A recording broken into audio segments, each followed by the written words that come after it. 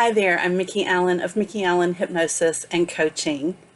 Today I would like to talk to you a little bit about your inner child and how your inner child affects the life that you live today. I hope you'll stay tuned.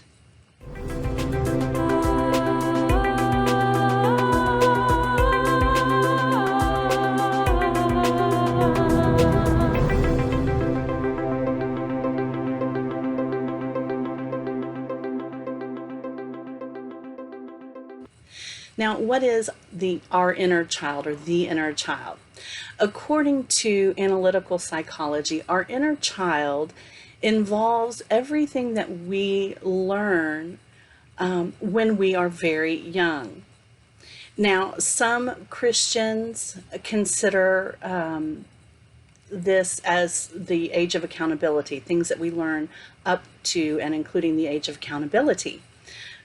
Some from Jewish tradition may consider this the age in which they that's leading up to their bar or bat mitzvah, or when they become a child of the covenant. And so typically it's going to be anywhere between, say, 7 and 13. Now, if we're speaking about psychology specifically, it's going to be anything that is, anytime that is prepubescent. Because this is the time when we are, especially as infants and toddlers and very young children, we are most influential and most vulnerable, and are going to be most greatly influenced by the adults and or authority figures in our lives. Now, when we're infants, of course, this is typically going to be our parents or our caregivers, and as we grow a little bit, it becomes the friends of our family. It eventually becomes teachers and others in authority, as well as our peers. And through the lens of these other people, all of our different beliefs and judgments are going to be greatly influenced. And those all compile into what we call our core beliefs. And most people see our core beliefs as really being, in essence, who we are, okay, and how we see ourselves and how we see the world at large. And so those are formed basically in one of two ways, either through the authority figures and the people in our lives and what we're taught, okay, and also through our own experiences. So that experiential knowledge of what comes to us through our own senses are all going to shape our core beliefs.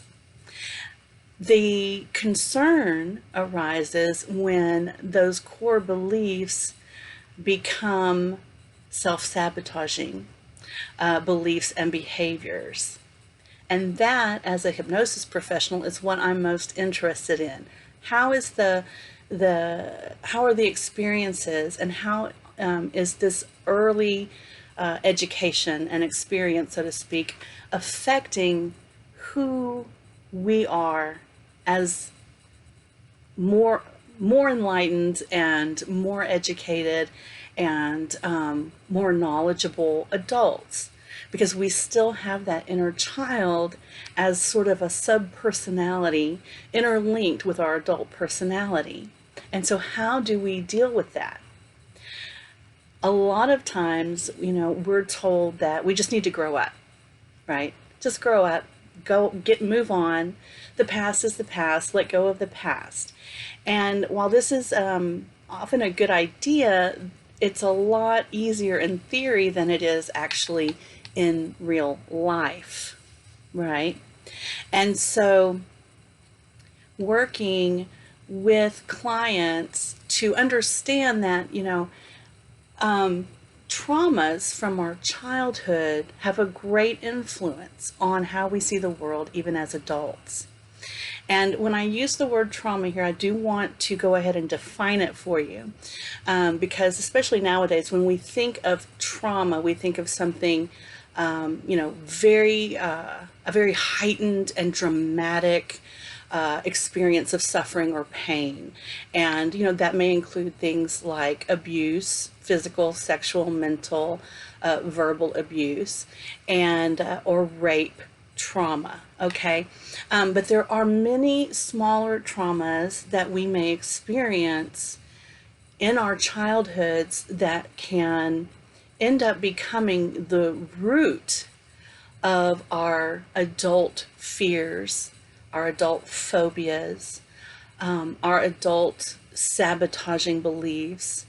And so, again, as a hypnosis professional, I am interested in how we can sort of bypass that critical factor part of the brain that accepts as truth even these negative beliefs and behaviors that we've formed, how we can bypass that in order to free ourselves from those fears and phobias and the insecurities and the behaviors that are not really helping us move forward in life and to be the person that we really want to be as an adult.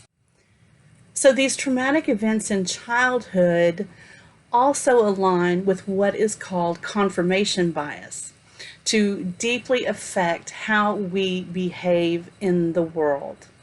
And so in subsequent videos, I'll be talking more about the traumas that we may experience during childhood and how they affect us later in life, as well as delving a little bit more into what confirmation bias is and how it does affect us and affect our behaviors.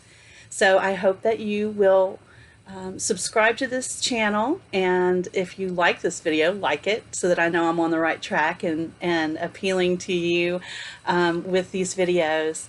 And I hope to see you again very soon. Until then, be blessed.